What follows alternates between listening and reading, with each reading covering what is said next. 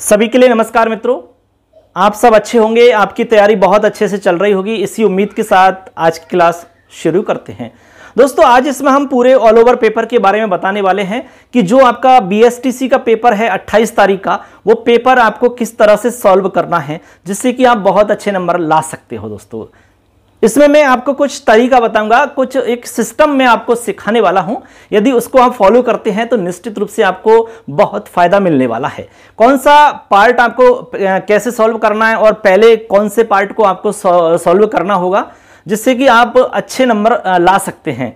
तो चलिए उस तरीका को हम समझ लेते हैं। चलिए दोस्तों, सबसे पहले मैं एक बार पेपर का जो पैटर्न है, हमारा पेपर में क्या क्या आने वाला है उस पर डिस्कस कर रहा हूं।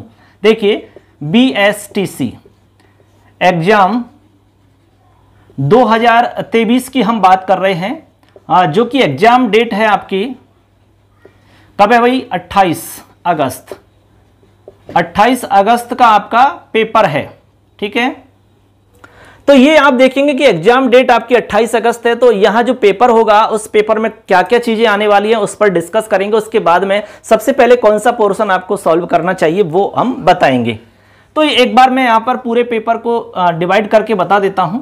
आपका जो पूरा का पूरा पेपर है बच्चों, उसमें एक तो आपकी रीजनिंग आने वाली है, रीजनिंग, ठीक है, रीजनिंग। इसके अलावा एक उसमें आपके जीके आता है, क्या है? जीके।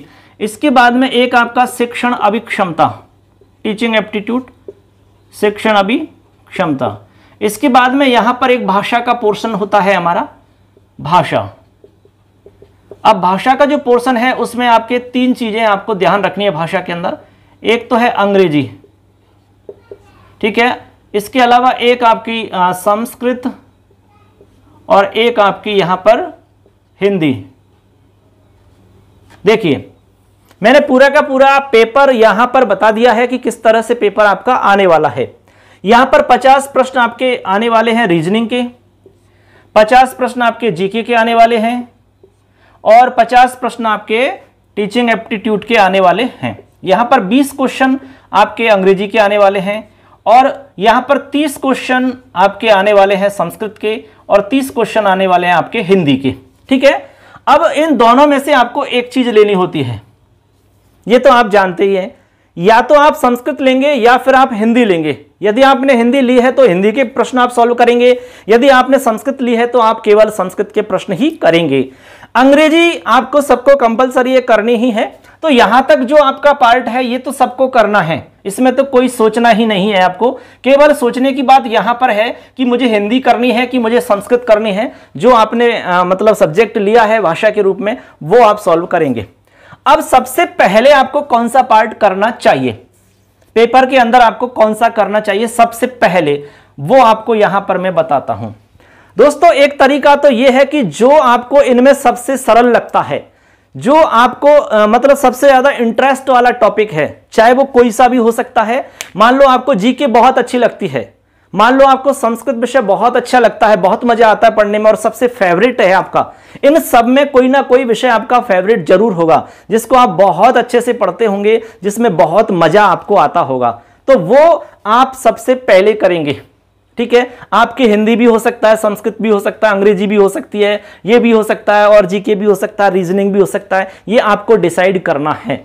ऐसा इसलिए दोस्तों क्योंकि आप जिसको बहुत ज्यादा पसंद करते हैं, जिसमें आपको बहुत मजा आता है, यदि सबसे पहले आप उसको सॉल्व करोगे तो आपके क्वेश्चन ज्यादा सही होंगे।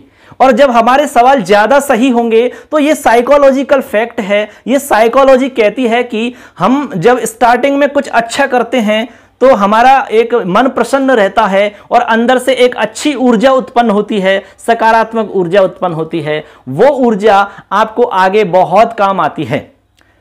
यानी कि जब आपको जो अच्छे से आते हैं उन क्वेश्चनों को जब सॉल्व कर लोगे तो आप बहुत प्रसन्न रहेंगे, पूरे पेपर में आप खुश रहेंगे, यार मुझे तो आता है, कोई दिक्कत नहीं है, बहुत सरल पेपर है। ये हमारी मानसिकता हो जाएगी। यदि आप कठिन विषय को सबसे पहले करोगे तो आपसे उसमें प्रश्न नहीं आएंगे, कम से कम प्रश्न उसमें आपसे आएंगे। तो आपका दिमाग ये कहेगा यार ये तो बहुत कठिन पेपर है, हमसे तो आ ही नहीं रहा है। तो आपकी सोच उसी तरह की हो जाएगी, फिर आगे पूरा का पूरा पेपर आपके लिए अपने आप ही कठिन हो जाएगा। ये सोच का है मामला सारा कुछ। इसलिए साइकोलॉजी के अकॉर्डिंग मैं आपको बता रहा हूं कि सबसे सरल जो चीज आपको लगती है, जिसमें आपको सबसे ज्यादा इंटरेस्ट हो, उसी पोर्शन को सबसे पहले सॉल्व करना। ऐसा करके देखना, आपको बहुत इसका फायदा मिलने वाला है और बहुत अच्छे नंबर आपके आएंगे बच्चों। ठीक है, अब कोई सा भी पोर्शन हो सकता है, ये आपको डिसाइड करना होगा सबसे ज्यादा पसंद आप किसको करते हैं। उसके बाद में आप देखेंगे कि फर्स्ट नंबर पे हमारे लिए, जैसे मान लो कि किसी को संस्कृत है या फिर हिंदी है किसी के, तो आप सबसे पहले हिंदी और संस्कृत के क्वेश्चन करेंगे। अब पेपर के अंदर आप देख लेना कि हिंदी के क्वेश्चन कितने नंबर पर हैं, संस्कृत के क्वेश्चन कितने नंबर पर हैं। नंबर देखने के बाद आप ओएमआर सीट में वही नंबर देख लेना, फिर उसके बाद में ओएमआर सीट में सेम नंबर पर ही आपको आंसर देना है।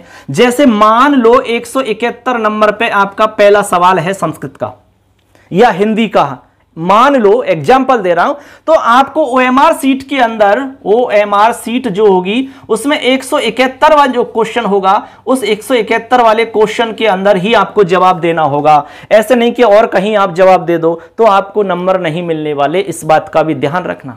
ठीक है, यहां पर 171 के सामने ऑप्शन होंगे आपके ये सामने ऐसे गोले बने होंगे, ऊपर लिखा होगा ए व सेद, जो भी आपका राइट आंसर होगा उसको आपको गोला कर देना इस तरीका से। ठीक है, गोला आप पूरा करना, इस बात का ध्यान रखना है, आपको आधा अधूरा गोला नहीं करना है और एक साथ 2 गोले आपको नहीं करने हैं, नहीं तो वो आपका प्रश्न चेक नहीं होगा। ठीक है बच्चों, तो ये छोटी छोटी बातें हैं लेकिन बहुत ही कमाल की हैं, इससे बहुत फायदा आपको मिलने वाला है। इसके बाद में जैसे हमने फर्स्ट देख लिया कि हमें ये करना है, उसके बाद में सेकंड नंबर पे ये देखें कि यार अब आपको जो बचे हुए पार्ट हैं उनमें कौन सा अच्छा लगता है। ठीक है, अब मान लो आपको अंग्रेजी अच्छी लगती है तो आप अंग्रेजी सॉल्व कर लेंगे। उसके बाद में आपको ये वाला सॉल्व करें, शिक्षण अभिक्षमता आप सॉल्व करें। ठीक है, आपने सबसे पहले जो आपको सबसे ज्यादा पसंद है उसको करेंगे, उसके बाद में सेकंड नंबर पे जिसको आप पसंद करते हैं वो चीज करेंगे, और तीसरे नंबर पे हम बता रहे हैं वो करेंगे। तीसरे नंबर पे आप टीचिंग एप्टीट्यूड करना, शिक्षण अभिक्षमता, क्योंकि ये अपने आप में एक अच्छा सब्जेक्ट होता है। जब आप 2 चीजें सॉल्व कर चुके हैं, उनमें आप अच्छा कर चुके हैं, सही क्वेश्चन आपको लग रहे हैं, आपको बहुत अच्छा लगेगा, आपका जो मन है वो प्रसन्न रहेगा। तो मन प्रसन्न रहेगा तभी जाकर के आप इसको सॉल्व कर सकते हो, ये साइकोलॉजिकल फैक्ट है। आप ऐसा करके देख लेना, गारंटी देता हूं मैं, बहुत अच्छे नंबर आप लेके आओगे दोस्तों। क्योंकि यहां पर नंबर कटने की गुंजाइश 1% होती है। यहां पर जो सबसे सही आंसर होगा उसके 3 नंबर मिलेंगे, उससे कम सही जो होगा उसके 2 नंबर मिलेंगे, उससे भी कम सही जो होगा उसका सिर्फ आपको 1 नंबर मिलेगा। यानी 1 नंबर, 2 नंबर और 3 नंबर। एक ऑप्शन ऐसा होगा जिसका 0 नंबर मिलेगा, उसको टच नहीं करना है आपको, बस इतना सोचना है। मन प्रसन्न चित्त होगा तभी जाकर के आप ये सॉल्व कर सकोगे। अपने आप को टीचर मानते हुए ये पूरा का पूरा पोर्शन आप यदि सॉल्व करोगे तो मैं निश्चित रूप से कह सकता हूं कि आप ज्यादा से ज्यादा सही करोगे इसमें। आप ऐसा मानिए कि मैं शिक्षक हूं, अपने आप को शिक्षक मान करके आपको ये पोर्शन आपको सॉल्व करना है, क्योंकि इसमें शिक्षक से रिलेटेड ही सारे प्रश्न आपको मिलेंगे। ठीक है, क्लियर। इसके बाद में सिर्फ और सिर्फ 2 पोर्शन आपके सामने बच जाते हैं। अब आपको जो अच्छा लगे वो आप कर सकते हो। ठीक है, तो यहां पर जीके आप कर सकते हो, और जीके नहीं करना चाहे तो आप रीजनिंग कर सकते हैं। रीजनिंग में दिमाग ज्यादा लगाना पड़ता है। आप चाहें तो पहले वो कर लें, आप जीके, रीजनिंग लास्ट में कर लें, क्योंकि बचा हुआ जो समय है वो रीजनिंग में आप दे सकते हैं। इससे पहले जो भी आपने सॉल्व किए हैं उनमें बहुत ज्यादा समय नहीं लगने वाला, सबसे ज्यादा समय आपका रीजनिंग में ही लगेगा। इसलिए जो भी आपके पास समय बचता है वो पूरा का पूरा समय आपको रीजनिंग के लिए दे देना है। अब मान लो आपका समय जैसे आधा घंटा बचा हुआ है, उसके बाद में आप क्या करेंगे दोस्तों, आधा घंटा जब समय रहता है तो आप सबसे पहले ये देखेंगे कि जो आपने सॉल्व कर लिए हैं पेपर में क्वेश्चन, वो आपने उस ओएमआर सीट में भरे हुए हैं कि नहीं, ये चेक कर लें एक बार। ठीक है, अब मान लो आपके 15, 20, 50 क्वेश्चन बच गए अभी, तो आप क्या करेंगे, सबको सॉल्व कर दो। ठीक है, सबको सॉल्व करना है, क्योंकि नेगेटिव मार्किंग नहीं होगी, आपको सारे ही क्वेश्चन करने हैं, कोई भी क्वेश्चन आपको छोड़ना नहीं है। हो सकता है आप जैसे 30 क्वेश्चन करते हैं तो उसमें तुक्के से आपके 10-15 सही हो जाएं तो अच्छी बात है ना, सारे तो गलत होने से रहे, ये आप तो जानते ही हैं। आप उनमें कुछ भी भर दोगे तब भी आपके मतलब आधे पर्दे तो सही हो ही जाएंगे। इसलिए दोस्तों आपको एक भी सवाल छोड़ना नहीं है। तो आपको मैंने बता दिया है तरीका किस तरह से आपको पेपर सॉल्व करना है। ये एक सिस्टमेटिक तरीका है हमारा, यदि इसको फॉलो करोगे तो गारंटी से आप बहुत अच्छे नंबर लेके आ सकते हैं। हमारे चैनल से यदि आप नहीं जुड़े हैं तो चैनल को सब्सक्राइब जरूर कर लेना, क्योंकि आगे भी आपको बहुत कुछ हमारे चैनल पर मिलने वाला है दोस्तों। इसके साथ ही हमारा मोबाइल एप्लीकेशन भी दोस्तों प्ले स्टोर पर आ चुका है, तो मैं आपसे कहना चाहूंगा कि हमारे मोबाइल एप्लीकेशन को भी जरूर डाउनलोड करें, क्योंकि आने वाले समय में आपको जो भी क्लासेज मिलेंगी वो YouTube के साथ साथ में हमारे मोबाइल एप्लीकेशन पर भी मिलेंगी दोस्तों। तो आप अभी फिलहाल में कम से कम डाउनलोड कर सकते हैं, उसमें कोई पैसा नहीं लग रहा है। डाउनलोड करने का प्ले स्टोर पर जाएंगे, नाम है मिशन संस्कृत, उसका लिंक मैं डिस्क्रिप्शन में दे दूंगा, वहां क्लिक करके भी आप डाउनलोड कर सकते हैं। और अपने जितने भी साथी हैं, जितने भी दोस्त हैं, भाई बहन हैं जो संस्कृत से तैयारी कर रहे हैं, चाहे वो रीट की, सेकेंड ग्रेड, फर्स्ट ग्रेड, कुछ भी तैयारी कर रहे हैं, कुछ भी पढ़ रहे हैं, चाहे स्कूल में पढ़ रहे हैं, तो वो एप्लीकेशन उनके लिए बहुत काम का है, क्योंकि उनको सब कुछ मिलने वाला है दोस्तों। तो ये हमारा एक आज का जो इंफॉर्मेटिव वीडियो था, आपको पेपर के बारे में बताना था, वो कंप्लीट हो जाता है। कैसा लगा जरूर बताना। कोई भी डाउट है तो आप फटाफट हमसे पूछ लेना, मैं आपके लिए हमेशा तत्पर रहता हूं और रहूंगा दोस्तों। दोस्तों हमारे भी बहुत सारे काम होते हैं, उन कामों की वजह से मैं आपको थोड़ा बीच बीच में समय नहीं दे पाता हूं, इसलिए आप निश्चित रूप से ये सोचें कि भाई सर किसी काम में व्यस्त होंगे इसलिए हमारे साथ नहीं जुड़ पा रहे, नहीं तो मैं निश्चित रूप से आपके साथ में हमेशा जुड़ता। सबके लिए धन्यवाद, सबके लिए बेस्ट ऑफ लक, ढेरों शुभकामनाएं हमारी तरफ से। लास्ट में कहना चाहेंगे कि खिलते रहो गुलाब की तरह, हर गम से रहो आजाद, दुखों का करना पड़े ना तुम्हें सामना, यही है हमारी शुभकामना, यही है हमारी शुभकामना। सबके लिए जय हिंद, वंदे मातरम।